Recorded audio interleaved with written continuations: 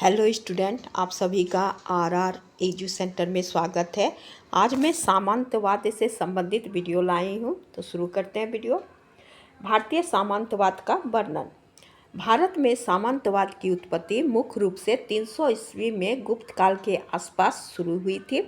गुप्त काल में सामंता शब्द की उत्पत्ति हुई थी, जिसका प्रयोग उस समय सामंती शासकों के लिए किया जाता था, जो लगभग 16वीं शताब्दी तक जारी रही। यह व्यवस्था राजा द्वारा प्रशासनिक या सैन्य सेवाओं के बदले ब्राह्मणों, अधिकारियों और मंदिरों को दिए जाने वाले भूमि अनुदान की प्रक्रिया में यह व्यवस्था शुरू हुई थी, जिससे जमींदारी का एक मध्यवर्ती वर्ग उभरा और धीरे धीरे केंद्र सत्ता कमजोर होती गई और शहरी व्यापार में गिरावट आई। विजित क्षेत्रों पर सत्ता के कमजोर शासक के कारण सामंतों की स्वतंत्रता बहाली हुई और इसमें कुछ सामंतों के प्रशासनिक पद भी वंशानुगत हो गए। यूरोप के तहत भारतीय सामंतवाद एक ऐसी अवधारणा थी जिसमें जमींदार और कुलीन वर्ग राजा या रानी के द्वारा दिए गए जमीनों का मालिक होते थे और बदले में युद्ध के समय राजा के लिए सेना जुटाते थे। भारतीय सामंतवाद शब्द का प्रयोग तालुकदार, जमींदार और जागीरदार के वर्णन करने के लिए किया जाता है। इनमें से अधिकांश प्रणाली भारत और शेष उपमहाद्वीप की स्वतंत्रता के बाद समाप्त कर दी गई।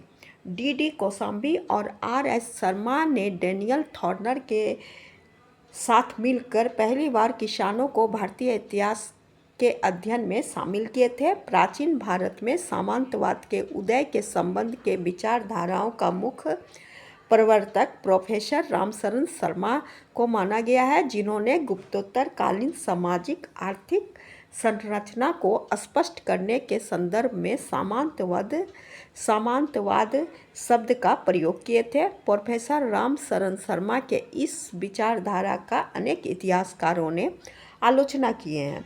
भारत के बिहार क्षेत्र में सामंतवाद का गढ़ था।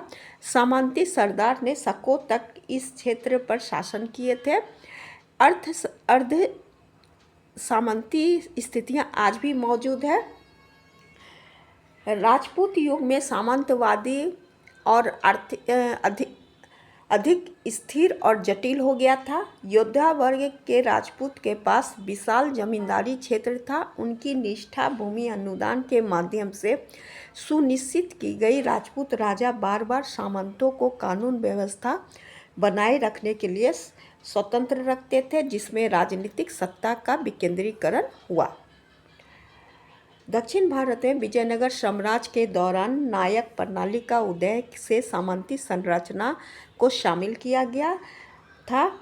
नायक स्थानीय शासक या सैन्य कमांडर में सैन्य सेवा और लोकतंत्र के बदले में भूमि दी जाती थी। मध्य युग और प्रशासनिक आधुनिक युग में चेर वंश के शासन को लेकर ब्रिटिश राज तक केरल में कई सामंती राज्य थे। केरल में सामंतवाद के दौरान क्षत्रिय, नायर और सामंत क्षत्रिय प्रमुख थे।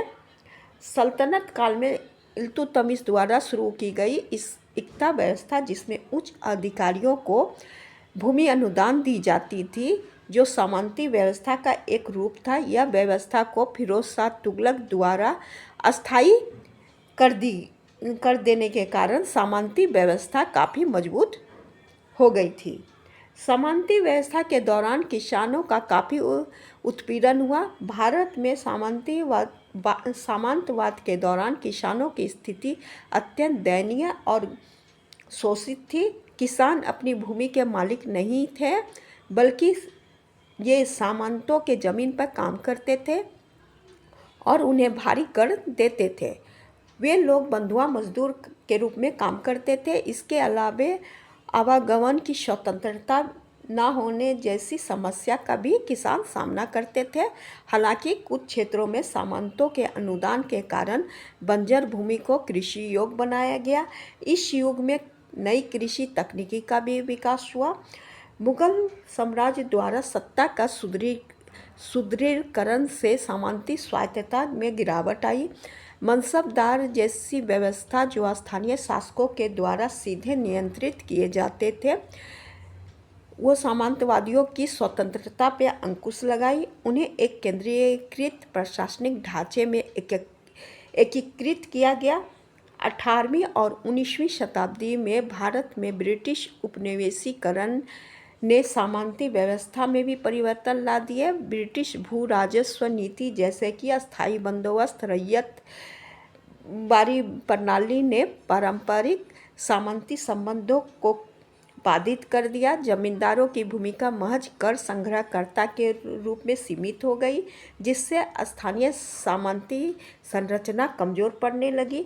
औपनिवेशिक काल के दौरान जमींदार और स्थानीय शासकों के द्वारा किसान के बढ़ते शोषण के कारण किसान विद्रोह और आंदोलन हुए। इन विद्रोह ने सामंती सरदार की सत्ता पर पकड़ पर कमजोर कर दिया, जिससे इस व्यवस्था का धीरे धीरे पतन हो गया। आज का वीडियो मेरा यहीं तक था। Thank you.